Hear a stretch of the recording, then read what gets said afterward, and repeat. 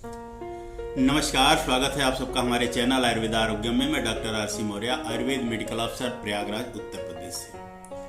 आज हम बात करेंगे वर्तमान समय में आई हुई महामारी के बारे में। इस महामारी से निजात पाने के लिए आयुष विभाग, गवर्नमेंट ऑफ इंडिया की तरफ से काफ़ी प्रयास किया जा रहा है। कुछ औषधियों का सुझाव भी दिया गया है और इन औषधियों का सेवन किस तरह से करना है, किस अवस्था में कितनी मात्रा में लेना है, यह सारी बातें बिल्कुल स्पष्ट बताई जा रही हैं।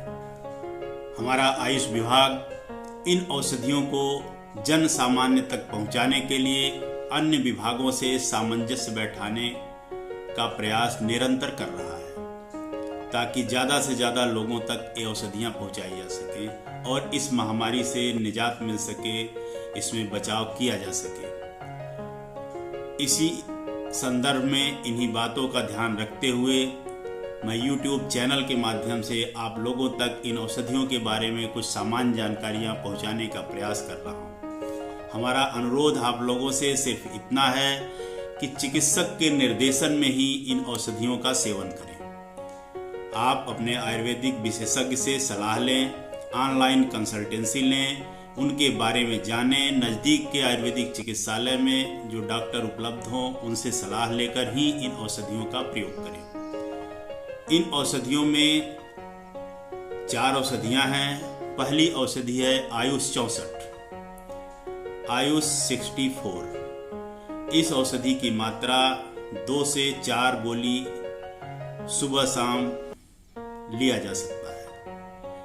यह औषधि विषम ज्वर, मलेरिया, वायरल फीवर और लीवर डिसऑर्डर के लिए एक अच्छी औषधि है और अच्छा कार्य करती है। ऐसे बुखार जिसमें अन्य औषधियों का लाभ होता न दिखे, उसमें भी यह औषधि काफ़ी लाभकारी है। दूसरी औषधि है संसमनी बटी। संसमनी बटी आपके प्रतिरोधक क्षमता को बढ़ाती है और ज्वर में काफ़ी लाभकारी है, खास तौर से वायरल फीवर, वो किसी भी तरह का वायरल फीवर हो। तीसरी औषधि है अगस्त हरित की रसायन। अगस्त हरित की रसायन की उपलब्धता मार्केट में बहुत कम है, लेकिन जब से आयुष मंत्रालय ने अपनी गाइडलाइन दी है तब से काफ़ी लोगों ने इसको बनाने का प्रयास किया है। अगस्त हरित की रसायन एक अवलेह या च्यवनप्राश जैसा होता है। 1 चम्मच की मात्रा दिन भर में 2 से 3 बार ली जा सकती है। इसका सेवन करने से गले में खराश, नज़ला, जुखाम, सर्दी जुखाम, सांस फूलना, इस तरह की बीमारियों में अच्छा लाभ होता है और गले में बार बार जो खराश बनी रहती है, इस महामारी में जो सामान्य सिम्टम आ रहे हैं उसमें काफ़ी लाभकारी है। चौथी औषधि है अणु तेल। अणु तेल ड्रॉप में आता है। 4 से 6 ड्रॉप सुबह और शाम नाक में डालें। 15 मिनट बाद गुनगुने पानी से कुल्ला करें और मुंह धोएं। ऐसा करने से नेजल म्यूकोसा का लुब्रिकेशन मेंटेन होता है। जो भी वायरस या एलर्जेंट्स या डस्ट पार्टिकल्स अंदर जाते हैं वो ट्रैप हो जाते हैं और नेजल म्यूकोसा को इरिटेट नहीं कर पाते, जिससे इन्फेक्शन के चांस बहुत कम हो जाते हैं और थ्रोट इरिटेशन की संभावना भी कम होने लगती है और जो गले में खराश या समस्या आती है वो भी कम हो जाता है। इन औषधियों का सेवन चिकित्सक के निर्देशानुसार ही लेना चाहिए।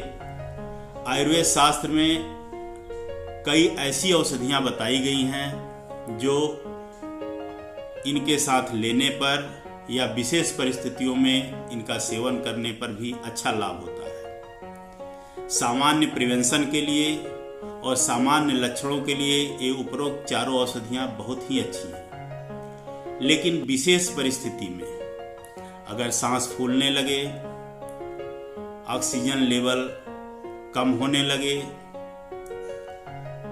बुखार बना रह रहा है, बार बार बुखार आ रहा है और औषधियों का सेवन करने से लाभ नहीं हो रहा है, ऐसी स्थिति में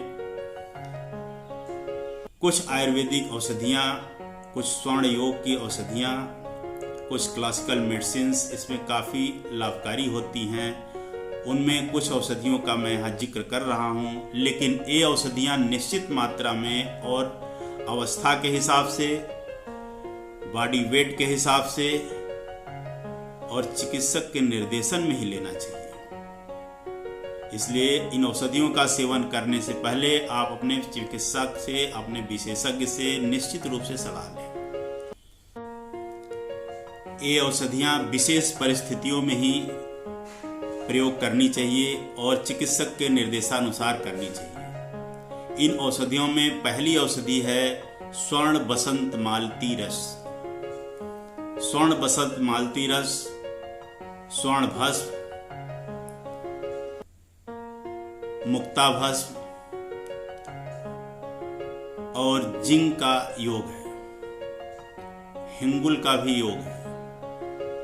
यह औषधि बहुत ही लाभकारी है।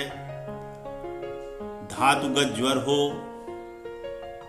पल्मोनरी या ट्यूबरकुलर इन्फेक्शन हो या ऐसी बीमारी हो जिसमें अन्य औषधियों से लाभ ना हो रहा हो, तो यह औषधि बहुत कारगर सिद्ध होती है। इसकी मात्रा 100 मिलीग्राम से 125 मिलीग्राम सुबह शाम प्रयोग करना चाहिए।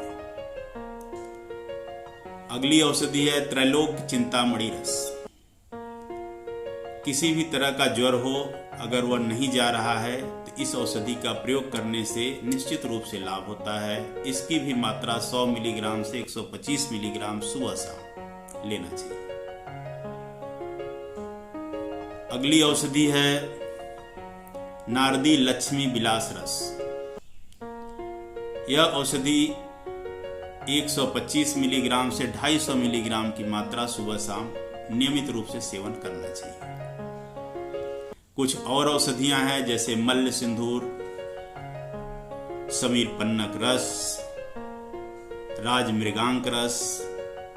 ये भी विशेष परिस्थितियों में निश्चित कॉम्बिनेशन के साथ चिकित्सकीय निर्देशन में लेने से अच्छा लाभ होता है और इस महामारी से बचाने में उपयोगी हो सकता है।